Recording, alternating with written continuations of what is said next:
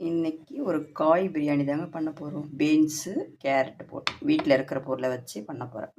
இதை அரைக்கணும். எண்ணெய் ஊற்றிருக்கேங்க. இந்த பட்டை கிராம்பு எல்லாம் போட்டுக்கலாம். நெய் ஒரு ஸ்பூன் விடுறேன். பிரியாணி எல்லாம் போட்டுக்கிறேன்.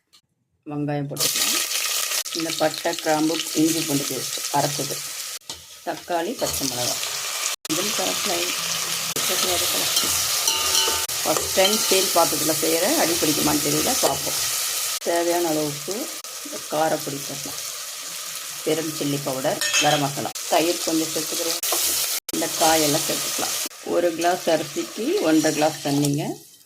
நான் பாஸ்மதி தான் போடுறேன். தட்டு போட்டு மூடிடலாம். கொதி வருது, அரிசி போட்டுக்கலாம்.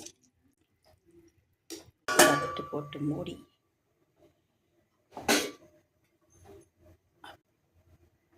தோசைக்கல்ல ஒரு 1/4 மணி நேரம் வச்சேன். எப்படி இருக்குது பாருங்கள். அடியிலேருந்து எடுத்து காட்டுறேன் பாருங்க.